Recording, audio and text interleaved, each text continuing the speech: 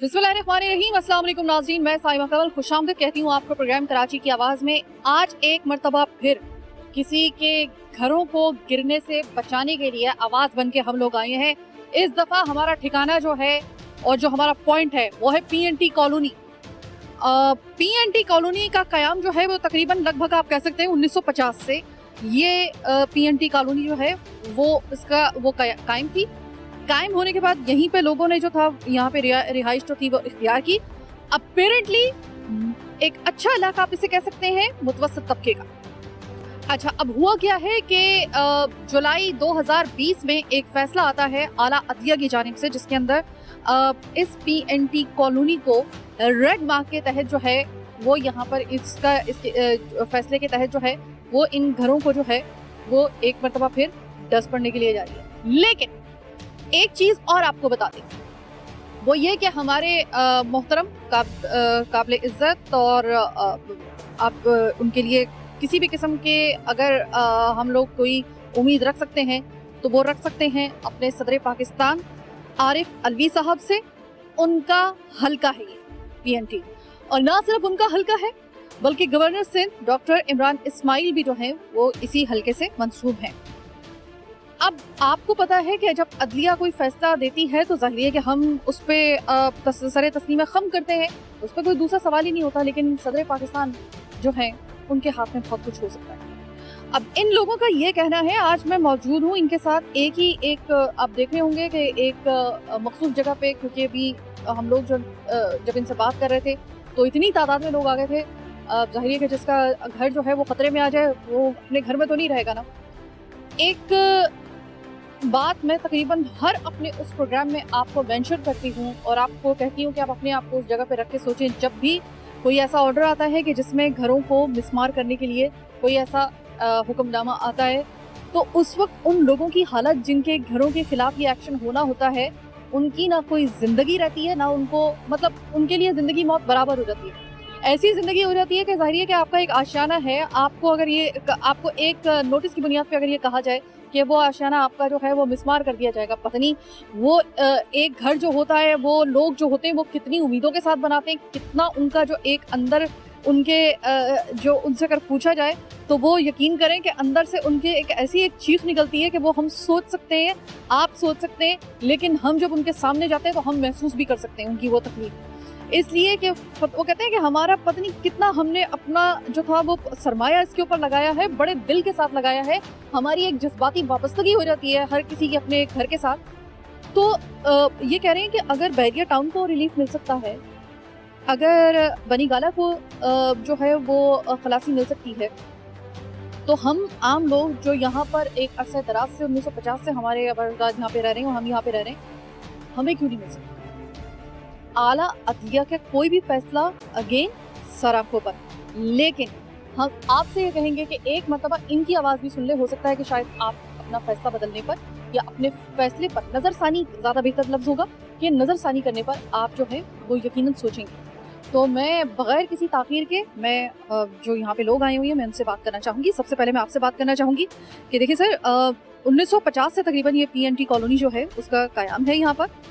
कराची का बड़ा मशहूर एरिया, मेरी जहाँ तक मालूमात हैं ये तो लीज पर के जो केएमसी था ये इसके साथ आपके मामलात थे ना, ये कंटोनमेंट के अंडर कैसे आ गए?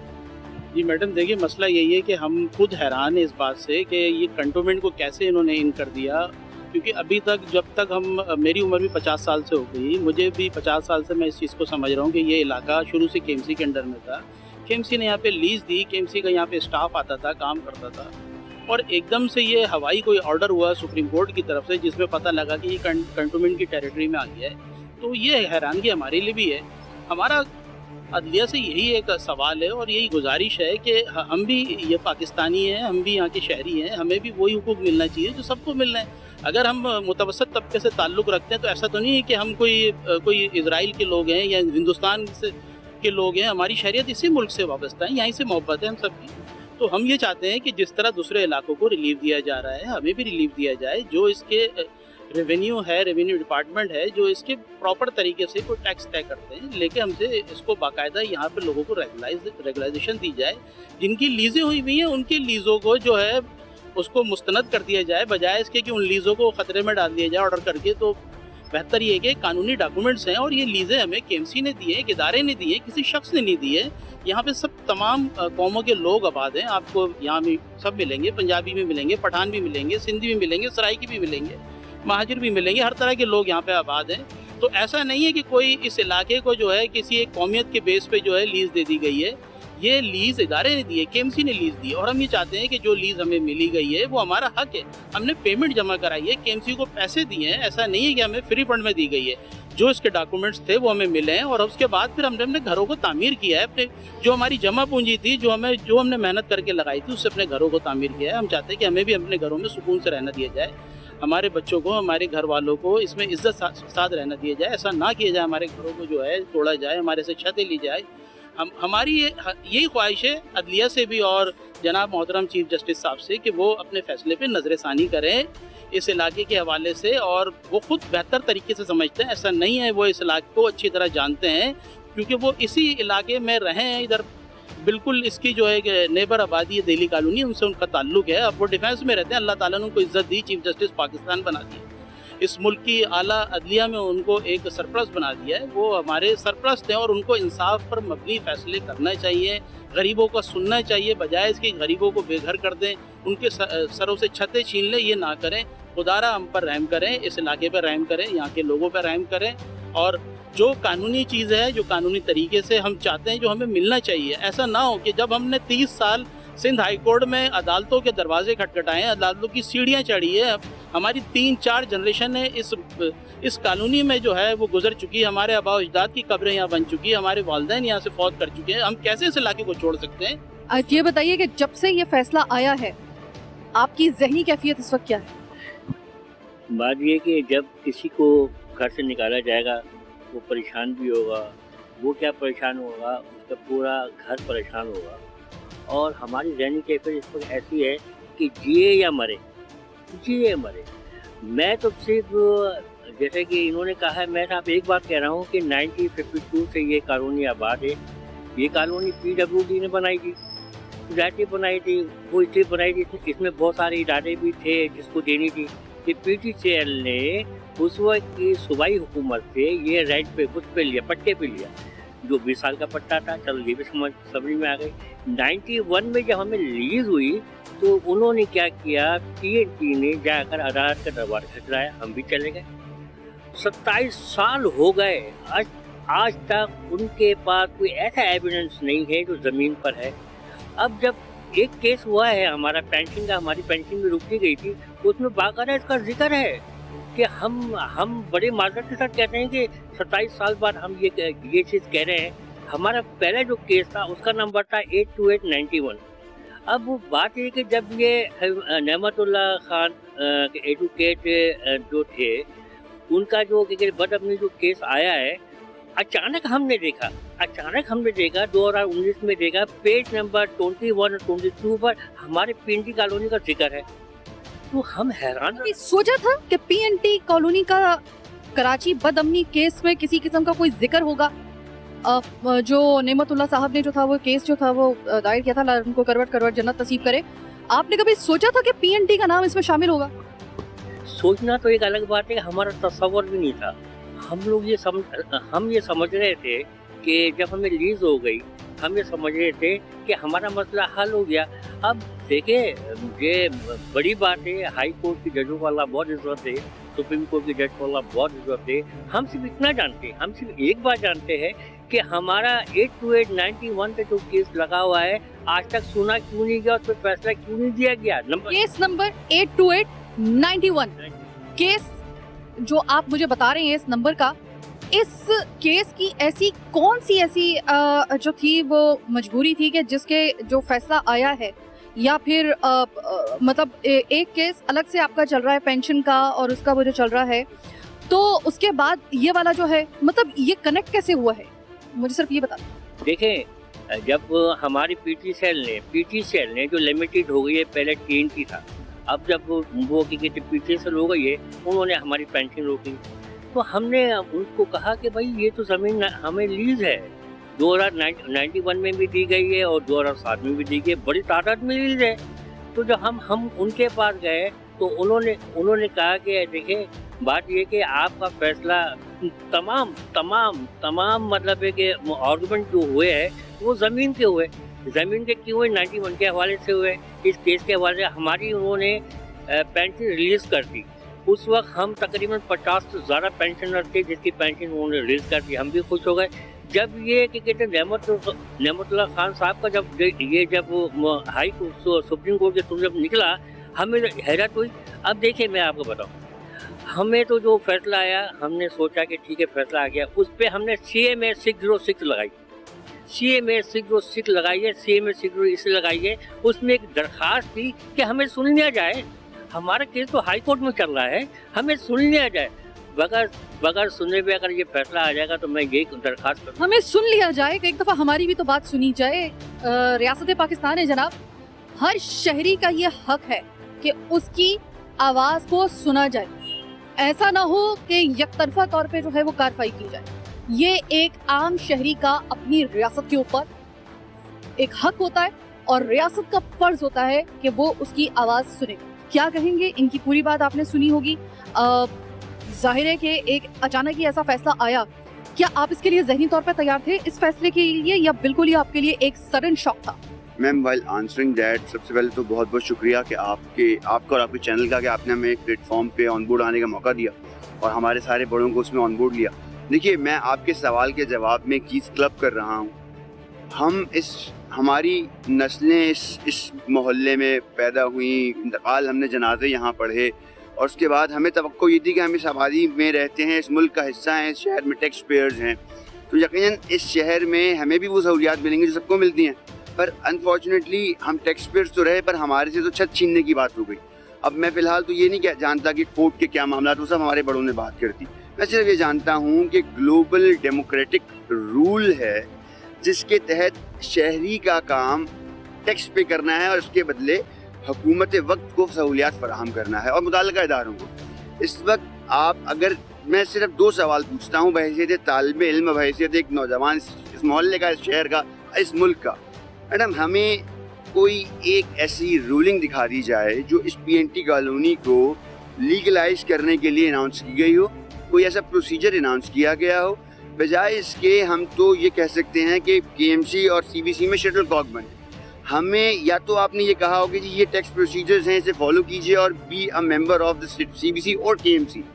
आप तो शटल कॉक बनाते गए। अच्छा, फिर दूसरी बात मैम, अभी कितने अरसे तक आप शटल कॉक बने रहे? ये सिलसिला तो अज़ल से अबद तक जारी है।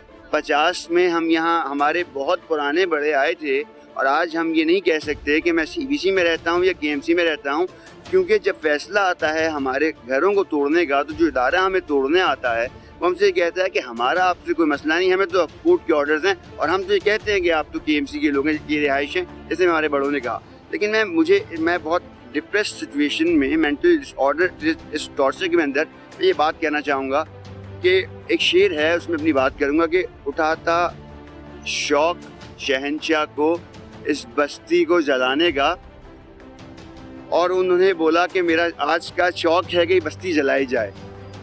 झुकाकर सर सभी शाहपरस्त बोल उठे कि बादशाह का शौक सलामत रहे, बस्तियां और बहुत। सर बहुत। तो मुझे अब ये बताएं, तो मेरे लिए तो ये अगर जितना आपने ये शेर सुनाया है, मुझे जिस तरीके से आपकी बात से अंदाज़ा हुआ है, मुझे ऐसा लग रहा है और ऐसा होना भी चाहिए कि शायद आप लोग जो हैं वो इतने डिप्रेस हैं कि आप लोगों को रात को बगैर नींद की गोली के शायद नींद भी ना आती हो, अगर मैं गलती पर नहीं हूँ। क्योंकि के इंतकाल हुए हैं मैडम उस फैसले के बाद इस मोहल्ले में। मैडम, हम ये कहते हैं हम टैक्स देते हैं और एक्सपेक्ट करते हैं फैसिलिटेशन सर्विसेज, लेकिन यहाँ लोगों के हार्ट अटैक से इंतकाल हुए हैं इस फैसले के बाद। बहुत शुक्रिया बात करने का। छोटी सी एक ब्रेक का वक्त।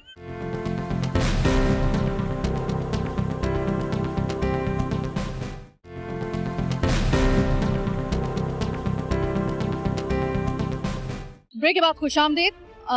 लोग इतने ज़्यादा यहाँ पे आए हुए थे कि हमें सिर्फ लोगों की छांटी करनी पड़ी है कि ताकि इतना ज़्यादा क्राउड ना हो कि हम प्रोग्राम ना कर सकें, क्योंकि ज़ाहिर है कि कोरोना की एक दफ़ा फिर से सिचुएशन जो है वो कराची में खासी बिगड़ गई है। तो ज़ाहिर है कि हमारा तो एक मसला है कि चूँकि बोलना होता है तो मास्क के ज़रिए जो है वो हम लोगों को एक बहुत बड़ा एक जो है वो सेक्रीफाइस करना पड़ता है। नहीं करना चाहिए, लेकिन हमारी मजबूरी है। लेकिन हम बाकी लोगों से कहेंगे कि वो अपना ख्याल रखें। इस वजह से हमने एक सोशल डिस्टेंसिंग के लिए जो है वो हमने ज़्यादा लोगों को यहाँ पे उनको वापस भेजा है कि हम आपकी आवाज़ बनेंगे, आपकी आवाज़ पहुँचेगी। तो जितने लोग यहाँ पे हम लोग एक ख़ास हद तक बिठा सकते हैं, हमने वो बिठाए हैं। अस्सलाम वालेकुम सर। सर देखिए, मेरी मुताबिक इस PNT की हम बात कर रहे हैं ना, तो एक ऐसा इलाका जहाँ से आपके बैक वक्त सदर पाकिस्तान भी और गवर्नर सिंध भी इन्हीं इलाकों से बिलोंग करते हैं। मंसूबियत उनकी यहीं पे है।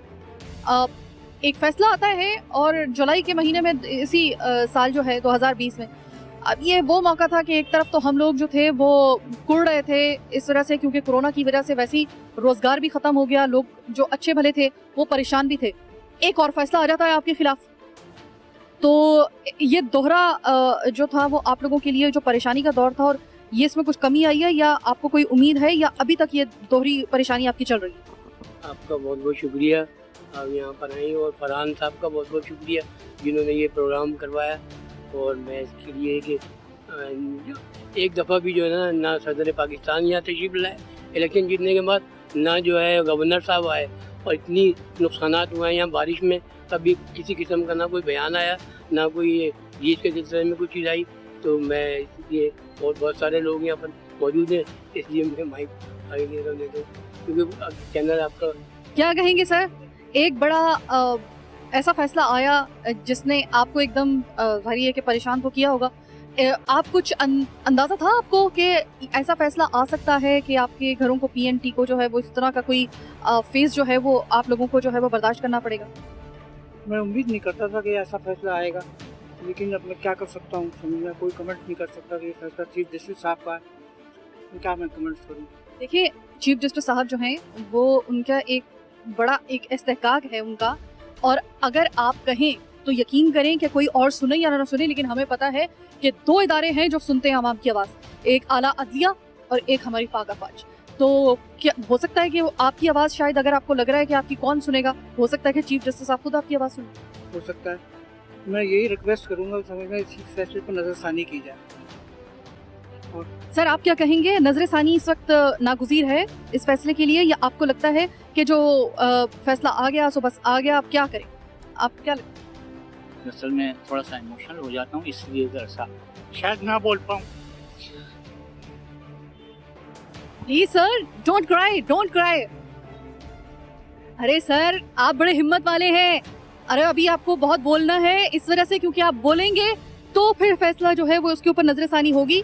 ज़ाहिर किसी के लिए मैं आई हूँ, मैं आपसे कहूँगी प्लीज डोंट क्राई। आप मेरे वाले साहब की जगह पर हैं, इनको प्लीज तो कोई पानी है तो पानी दीजिए इनको। मैं बोलूँगा, देखिए पहले तो अल्लाह आपको इसकी बेहतरीन जज़ा दे कि आप लोग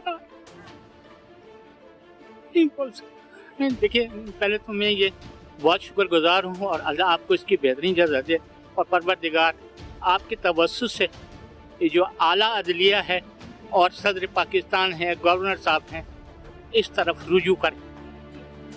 और दरअसल इसका बात यह है कि इतना ज़्यादा ये उलझ गया है मसला, इसकी वजह से परेशानी बढ़ रही है, मगर हम चाहते हैं कि किसी चीज़ का भी कंक्लूजन होना चाहिए, और ऐसा डिसीजन होना चाहिए ना हुकूमत पाकिस्तान का नुकसान हो ना हमारा नुकसान हो।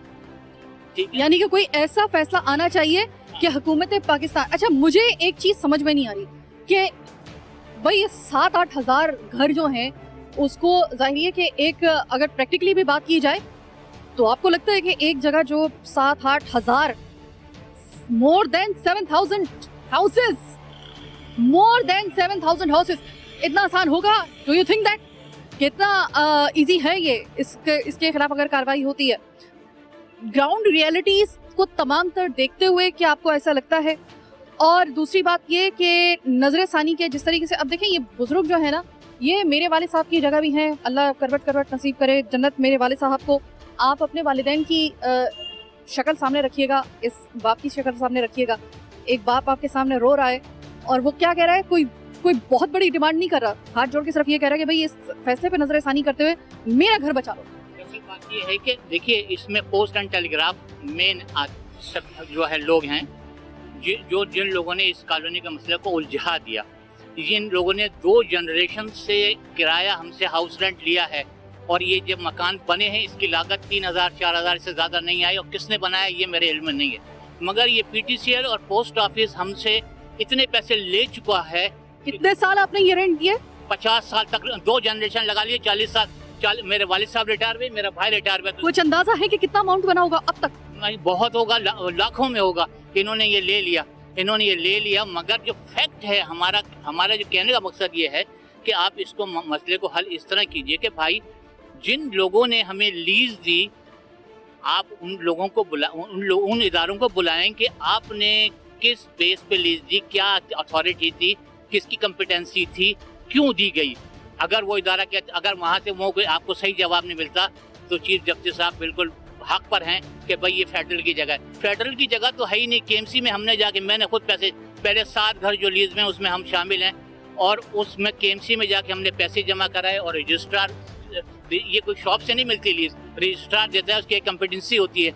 और आप उन लोगों को बुलाएं कि ये चीज़ इशू हुई है, क्या ये लीगल है या इलीगल है। अगर वो कहते हैं नहीं जी ये इलीगल है, तो आप अपना फैसला दें।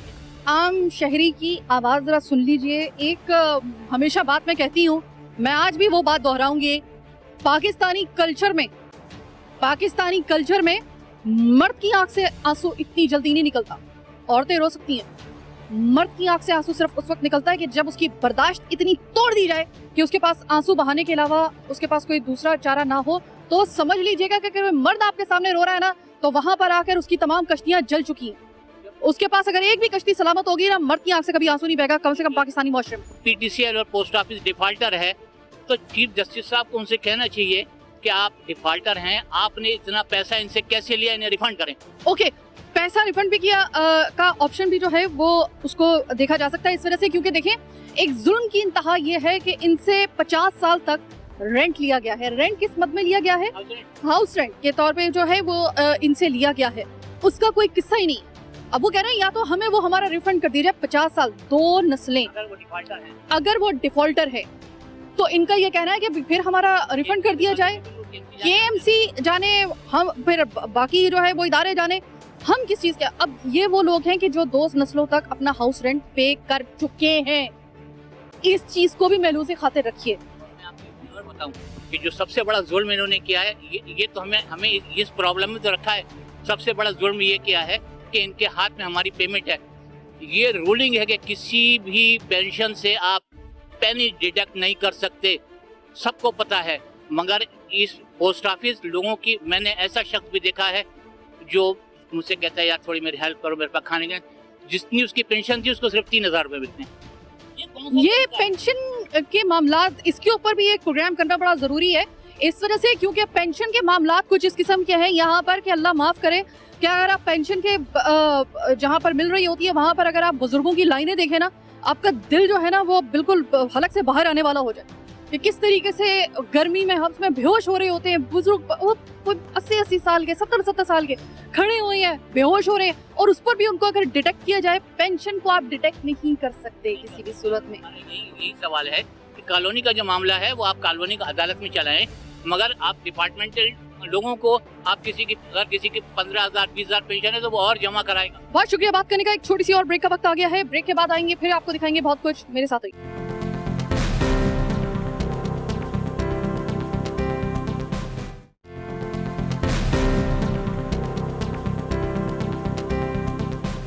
ब्रेक के बाद खुशामदीद। बीच में नमाज मगरिब का वक्फा हुआ। आप यकीन करें कि मैं आपको काश के वो मंजर दिखा पाती, लेकिन वो चूंकि एक बंदे का और अल्लाह का मामला था, इस तरह से मुझे अच्छा नहीं लगा कि मैं अपना कैमरा ऑन कर देती। यहाँ पे इज्तिमाई दुआएं मांगी गई हैं सिर्फ अपना घर बचाने के लिए। यहाँ पे मामला सिर्फ जो है ना वो एक अपनी घर की छत बचाने का नहीं है।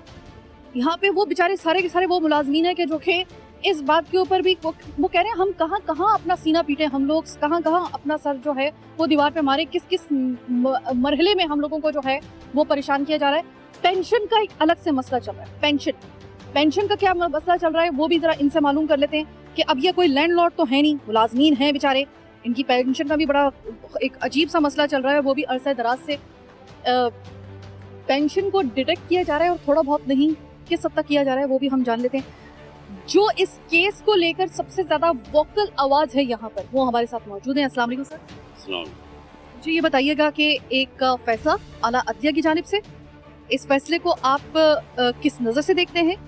इस फैसले की रोशनी में अपने घरों को लेकर आप किस हद तक अपने आप को महफूज या गैर महफूज तस्वुर करें? मैं जनाब चीफ जस्टिस गुलजार अहमद साहब से दरख्वास्त करता हूँ कि वो केस को नज़रसानी करें और दोबारा पढ़ने की कोशिश करें ताकि उनको हकीकत का पता लगे। हम लोग 1947 जब पाकिस्तान वजूद में आया था उस वक्त से यहाँ आबाद हैं, लिहाजा ये ज़मीन जो है हमारे महकमे ने KMC से ख़रीदी थी, जिनका सबूत मेरे पास मौजूद है चेक की शक्ल में। मैं आपको कागजात दिखा सकता हूँ और प्रूफ भी दे सकता हूँ, क्योंकि आपके इल्म में नहीं है। आप 5-6 साल के लिए आते हैं और फिर चले जाते हैं। यहाँ पुरानी कहानी जो होती है वो आपको पता ही नहीं होती है। लिहाजा बराए मेहरबानी आपसे मैं फिर दरख्वास्त करता हूँ कि आप फाइल को दोबारा पढ़ें और फिर फैसले पर नज़रसानी करें। क्या कहेंगे? एक ऐसा फैसला आया है, जाहिर है कि 7,000 घरों का मामला है। कुछ लोग ये कह रहे हैं कि पेंशन के हवाले से भी बात करें क्योंकि हमारी पेंशन भी डिडक्ट हो रही है। तो क्या ये दोनों मसले वाकई में आपको लगता है कि ऐसे हैं कि जिसके ऊपर नजरसानी की ज़रूरत है? बिलखुसूस जो पेंशन का मामला है वो तो मेरी नज़र में अब आया है। मैं तो सिर्फ आई थी कि यहाँ पर वो जो फैसला आया है उसके हवाले से आपकी क्या राय है, कितने आपको मुश्किलात का सामना है या कितनी आप होपफुल हैं? लेकिन यहाँ पर तो आके मुझे पेंशन का भी मामला पता चला कि वो भी डिडक्ट हो रही है। इसमें से किस हद तक हो रही है? पोस्ट ऑफिस जो है वो ज़्यादातर लोगों की ग्रेजुएटी की रकम और पेंशन जो है आज तक रोक कर बैठा हुआ है। कितने साल हो गए? ये तकरीबन 10 साल से ऊपर हो गए। 10 साल ऊपर हो गए। जो है कौन सा इदारा आपने बताया है? Post office. Pakistan post office ने 10 साल से इनकी लायबिलिटीज और इनके जो ग्रेजुएटी है उसको रोक कर रखा हुआ है। ये है एक और दूसरा मसला। आप समझ लें कि ये दो मसले आज हैं बहुत बड़े बड़े PNT के। और इसी की वजह से लोग बहुत मकसद के हार्ट अटैक हो गया है, बहुत से जो है दुनिया फानी से कूच कर गए।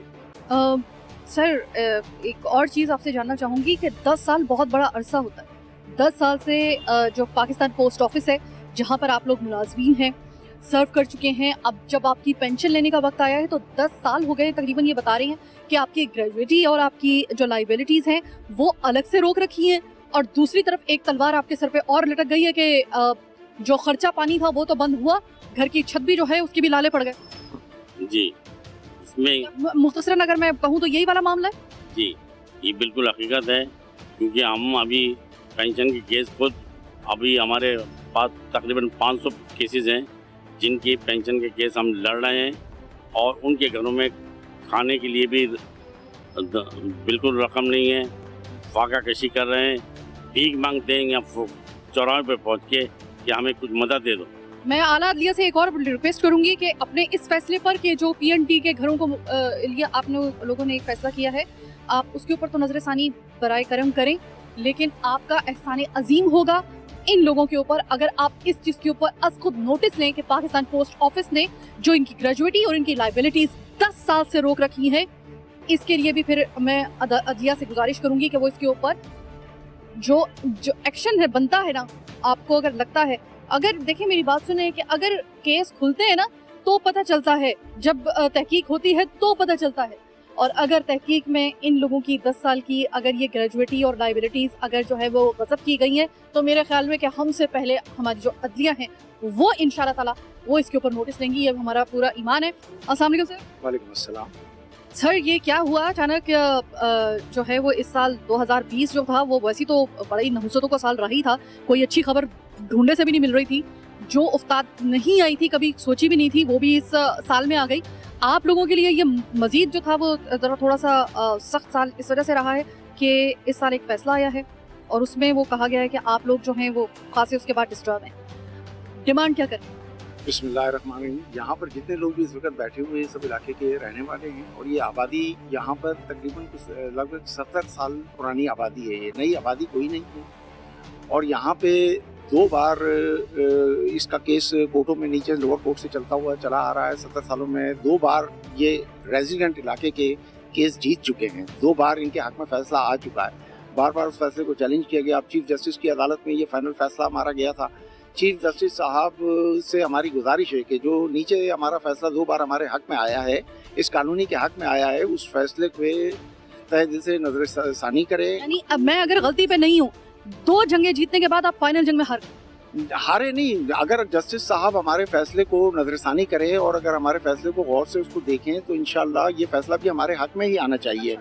हम ये एक्सपेक्ट करते हैं चीफ जस्टिस से कि वो हमारे जो नीचे 2 बार जो हमारे फैसले हक में आए हैं उसके ऊपर नजरसानी करें, उसको दोबारा से रीड करें। तो ये फैसले, हमें पूरा यकीन है कि ये फैसला भी सुप्रीम कोर्ट से अगर हमारी फाइल को पढ़ा जाए और उस पर नजरसानी की जाए तो ये फैसला भी हमारे हक में ही आएगा। क्या कहेंगे सर? एक बड़ा सीरियस मैटर है और ऐसा है कि इसमें लोगों की सुनाई कि जानें भी गई हैं यहाँ पर हार्ट अटैक से इस फैसले के बाद से भी। और दूसरी बात ये कि 10 साल से सुना है कि पाकिस्तान पोस्ट ऑफिस ने लाइबिलिटीज और ग्रेजुइटीज जो हैं वो रोक रखी हैं लोगों की। Is that true? जी बिल्कुल, ये बात सच है।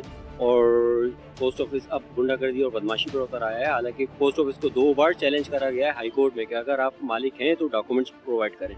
दोनों बार पोस्ट ऑफिस जो है ना फेल हो गया और नई डॉक्यूमेंट प्रोवाइड कर सका। अब पीटीआई की गवर्नमेंट है तो हम तो उनसे भी रिक्वेस्ट करेंगे प्लीज़ हमारे उस पर नजरसानी करें। अगर आप मालकान हैं इस ज़मीन पर तो कोर्ट में आप डॉक्यूमेंट क्यों प्रोवाइड नहीं करते?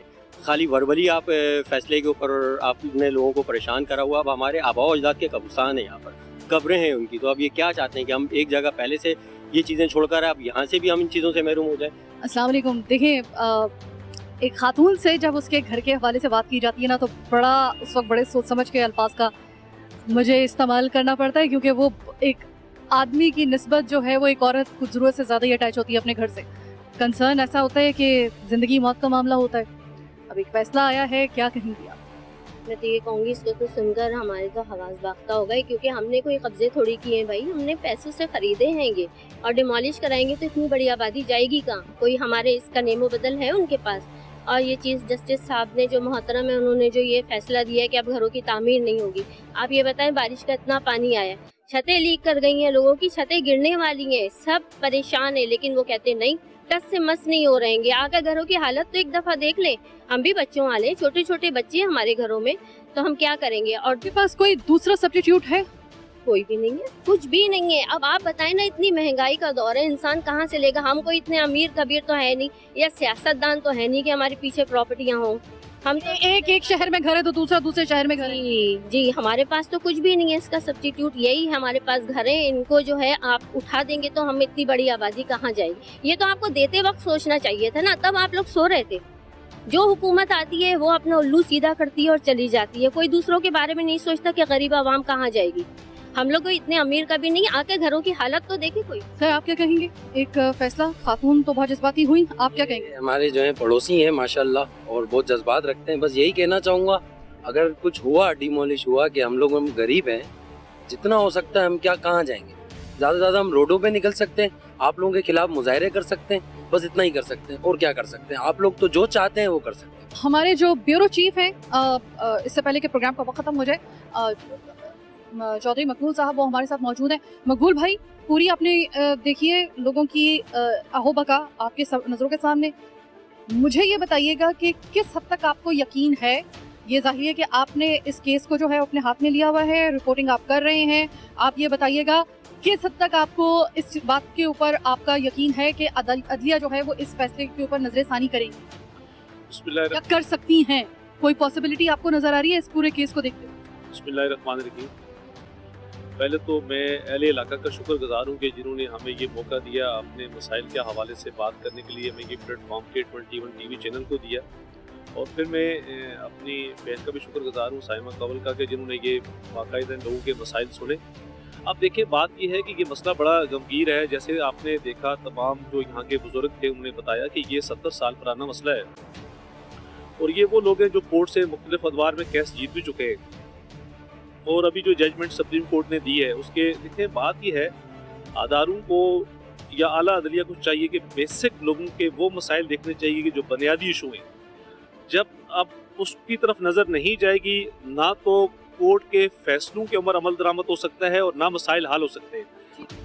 देखिए, अब सबसे बड़ा इशू जो है कि जो 70 साल का एक दरीना मसला है, उसको एक प्लेटफॉर्म बनाया जाए। उस प्लेटफॉर्म के तहत लोगों को रेगुलाइज कर, अगर बिल फर्ज अगर कोई ऐसा इशू है तो उसमें आइन के अंदर ये गुंजाइश है कि लोगों को रेगुलाइज करने के लिए भी, अगर बैरिया टोन जैसे इलाके को रेगुलाइज किया जा सकता है, प्राइम मिनिस्टर हाउस की कोठी को रेगुलाइज किया जा सकता है, तो ये लोग भी इसी पाकिस्तान के रहने वाले हैं, यहाँ के शहरी हैं, टैक्स देने वाले हैं, तो इनको भी बुनियादी रहने के तमाम हकूक देने चाहिए।